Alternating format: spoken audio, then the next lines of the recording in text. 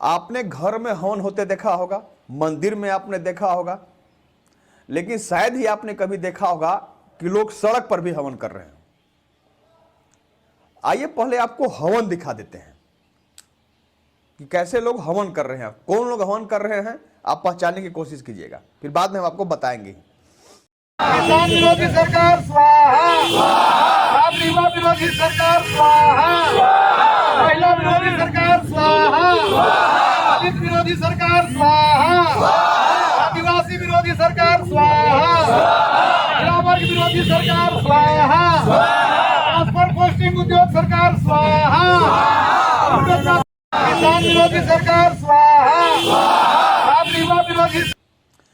तो आपने देखा कि भाजपा के विधायक भानु प्रताप शाही के साथ साथ गढ़वा के पूर्व विधायक सत्येंद्रनाथ तिवारी, अन्य भाजपा नेताओं द्वारा हवन किया गया। हवन में क्या बोला गया ये भी आप सुन ही रहे होंगे। सरकार को सद्बुद्धि आवे, यहां तक कि सरकार ही स्वाहा हो जाए, यह भी नेताओं द्वारा कहा गया। अब ये हवन क्यों किया गया, सरकार को स्वाहा क्यों कहा गया, आइए इसके बारे में आपको बताते हैं। दरअसल आज पूरे राज्य में भाजपा द्वारा महाधरना का आयोजन किया गया।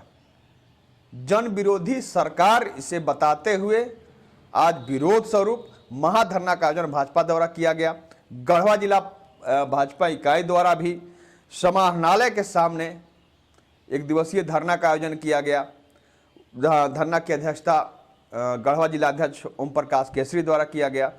उस धरना में भाजपा के भनातपुर विधानसभा क्षेत्र के विधायक भानु प्रताप शाही बतौर मुख्य अतिथि मौजूद रहे। सबने, जिसने भी जिन नेताओं द्वारा धरना को संबोधित किया गया, सबके द्वारा वर्तमान जो सरकार सत्तासीन है झारखंड में, इसे पूरी तरह से जन विरोधी बताया गया। कहा गया कि चुनाव में जो वायदे सरकार द्वारा किए गए थे वह कहीं से भी पूरे नहीं हो रहे हैं।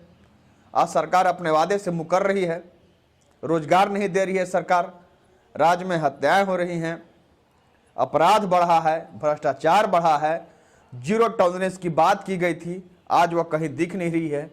पूरी तरह से सरकार को कोसते हुए और आम जन के विकास की विरोधी सरकार को बताया गया। और वक्ताओं द्वारा और क्या कहा गया, सरकार को किस तरह जन विरोधी बताया गया, आइए सबकी बातों को हम बारी बारी से आपको सुनाते हैं। सरकार के 2 साल के जो कारगुजारी है उसको आज जनता के बीच में, गढ़वा जिला के जनता के बीच में भारतीय जनता पार्टी ने उजागर करने का काम किया है, बताने का काम किया है। सरकार की एक एक असफलताओं को हम लोगों ने बारी बारी से गिनवाने का काम किया है और अंत में हम लोगों ने हवन किया इस सरकार का जो नीति और रीति है, जिससे जनता आहत है। जनता यह चाहती है कि यह सरकार का जल्दी से जल्दी स्वाहा हो जाए ताकि एक प्रदेश में नई सरकार मिले जो कल्याणकारी सरकार हो। हम लोगों ने कहा, उन्होंने ही कहा था कि अगर 5 लाख युवाओं को हम नौकरी नहीं देंगे तो हम संन्यास ले लेंगे। हमने कहा कि आप 1 साल में 5 लाख को नहीं दिए बात चलेगा, 2 साल में 10 लाख को नहीं दिए तो अब संन्यास नहीं, आपको समाधि ले लेना चाहिए। आप देखिए हर एक चीज़ में वो रंग बदलने का काम कर रहे हैं।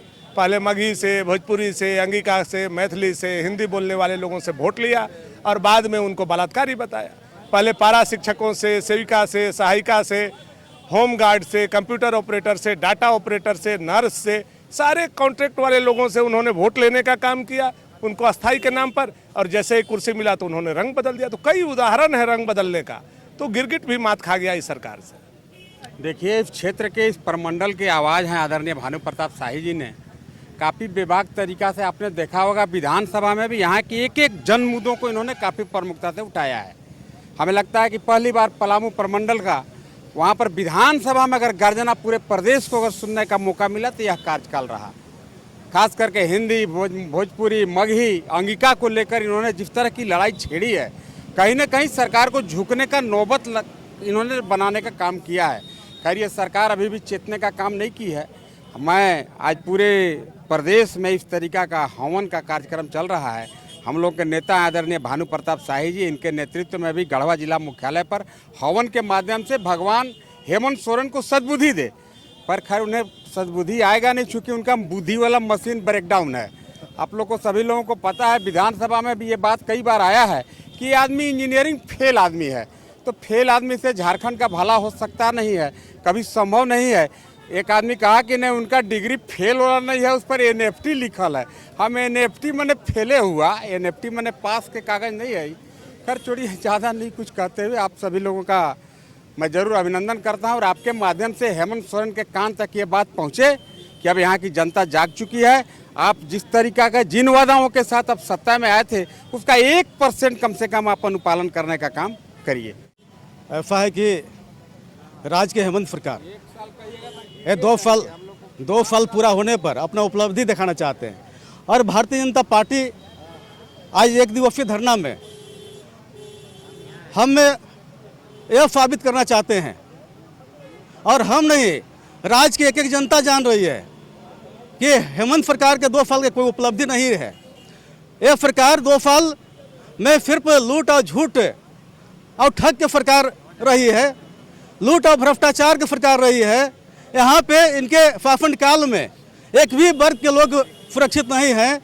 यहाँ पे पुलिस प्रशासन अक्षम है, हमारे महिलाएं के यहाँ पे हत्या हो रही है राज्य के अंतर्गत, जज के यहाँ पे हत्या हो जा रहा है, हमारे कई भाजपा नेता की हत्या हो गया, ये आपको कई लोग के हत्या हुआ। आप गढ़वा में भी देखे होंगे एक भाजपा कार्यकर्ता के भाई की हत्या हुआ है।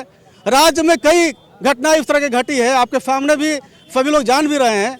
तो हम समझते हैं कि सरकार सक्षम नहीं है। राजहित में जितना जल्द हो सकते इनका स्वाहा हो जाए, इनका अंत हो जाए। राज्य की जनता भी ये जान रही है कि आने वाला समय में निश्चित रूप से इनका जो है ये आपको आने वाला समय इनका नहीं है। और आज हम इस धरना के माध्यम से बताना चाहते हैं कि यह सरकार जन विरोधी सरकार है। यह सरकार का सफलता कुछ नहीं, विफलता ही रहा है। आज हम लोग ये धरना के माध्यम से इस तरह के संदेश देना चाहते हैं। और यहाँ पे आप देख रहे हैं कि बालू और कोयला का उत्खनन लगातार जारी है। यहाँ पे अपराधी के बोलबाला बढ़ा है, यहाँ पे भ्रष्टाचारियों का बोलबाला बढ़ा है। यहाँ पे मंत्री के कार्यकर्ताओं ने ये आपको सभी विभाग में जा करके बाहुबली के माध्यम से हर जगह पैसा वसूली कर रहे हैं। टेंडर माइनेज यहाँ के लोग करा रहे हैं, मंत्री के लोग करा रहे हैं। तो इस तरह का भय के माहौल यहाँ पे है। हमारे यहाँ की महिलाएं भी सुरक्षित नहीं है। आज धरना के माध्यम से हम इस तरह का संदेश देना चाहते हैं कि राज्य का कोई सफलता नहीं है, विफलता ही विफलता रही है। बहुत बहुत धन्यवाद। आज के दिन को विफल दिन के रूप में सरकार का मना रहे हैं, लेकिन जो राज्य सरकार है पूरे 2 साल को सफलता दिन में अपने आप को गौरवान्वित महसूस कर रहा है। इसका कारण है जिस तरह से लौह नगरी मान लीजिए जमशेदपुर को कहते हैं, उसकी बोली लगती है 1000 करोड़। जिस तरह से कोल नगरी के रूप में धनबाद की बोली लगती है 2000 करोड़, उसी तरह इन दिनों सरकार के लोगों के पास अगर बैठेंगे तो वो कहेंगे कि सोन नगरी अर्थात बालू की नगरी जिसकी 3000 करोड़ की बोली लग रही है। और ऐसे ही हर साल इनकी सफलता और बढ़ोतरी हो रही है।